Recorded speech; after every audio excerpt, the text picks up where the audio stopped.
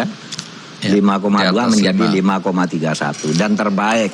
Tapi kita fokus kembali ke urusan 2024. Kalau ada kekhawatiran semacam itu, bagaimana dengan munculnya pernyataan dari Partai Umat, pimpinan Pak Amin Rais, yang secara terbuka mengatakan kami mengusung politik identitas.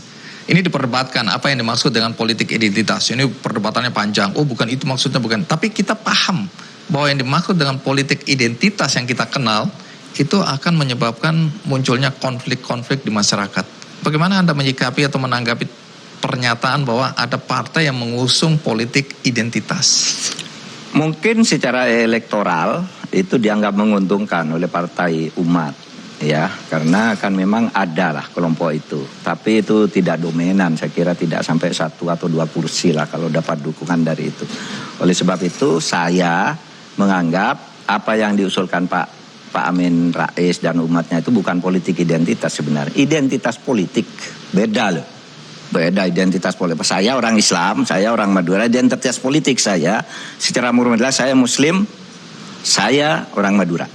Itu sudah dibahas, tapi mengapa orang kemudian mengaitkan dengan pengalaman masa lalu? Karena di dalam pernyataan itu diikuti dengan sikap bahwa mereka akan melakukan diskusi gagasan politik di masjid-masjid. Sampai di sini? Tidak apa-apa menurut saya, kan masjid memang tempat politik. Politik itu kan tidak selalu berarti permusuhan ya. Politik itu kan artinya policy, kebijakan negara, bisa didiskusikan di masjid. Ada politik ekonomi, ada politik hukum. Kenapa kalau berdiskusi di masjid? Politik kebudayaan kan boleh. Wong kita setiap ceramah Jumat, pengajian juga sebenarnya isinya kan politik. Politik dalam arti policy untuk publik, kan gitu. Tapi yang dipahami oleh masyarakat bukan ini. Jadi itu kan jawaban. Nah ya, kalau itu kan nanti normatif ya. Enggak normatif juga, praktis. Iya. Tapi kalau yang dimaksud di sini, yang ditangkap oleh sebagian besar orang dan kelihatannya dimaksudkan oleh Partai Umat adalah memanfaatkan masjid ya. Nanti ini kita bisa lihat nanti prakteknya seperti apa. Ini kan masih dalam perdebatan. Tapi kan sudah berkali-kali misalnya Presiden mengatakan jangan lagi kita menggunakan, memanfaatkan, menerapkan politik identitas. Sampai di sini sikap pemerintah seharusnya bagaimana? Ya, untuk keamanan ya, kita bicara keamanan 2024. Iya, kita kan tidak bisa melarang itu kalau orang memperjuangkan aspirasi berdasar agamanya. Tetapi kenapa kita sebut politik identitas itu dilarang? Kalau dijadikan identitas itu untuk menihilkan orang lain. Kalau gagasan, nah itulah sebabnya kalau saya ini kan belajar dari kitab-kitab NU itu kan ada politik itu, ada politik inspiratif atau politik kebangsaan, kenegaraan, lalu ada politik praktis. Nah politik inspiratif itu ditanam dari masjid-masjid. Anda harus berbuat baik, harus berlaku adil, itu kan politik. Politik inspiratif. Kalau milih pemerintah pilihlah yang adil, jangan yang korupsi, itu kan politik. Iya kan, politik inspiratif. Tapi tidak boleh, masjid, kamu milih Pak ini ya, kamu milih partai ini, nah itu yang tidak boleh kalau di masjid. Nah kalau itu dilakukan pasti nanti dilarang, pasti ditindak.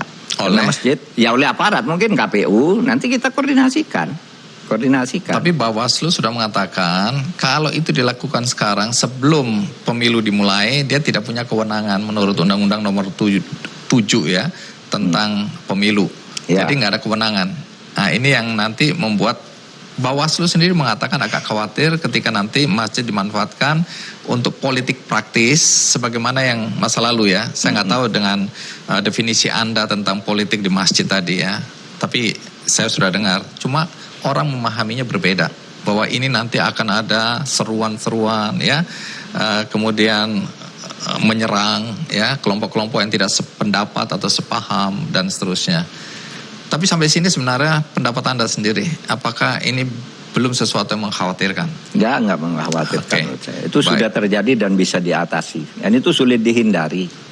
Orang kan punya identitas, punya aspirasi dan sebagainya, asal itu tadi pengawasan kita lakukan sama-sama. Kan semuanya berpolitik sebenarnya. Orang yang anti politik identitas sebenarnya sedang berpolitik di masjid. Kamu jangan gunakan politik identitas.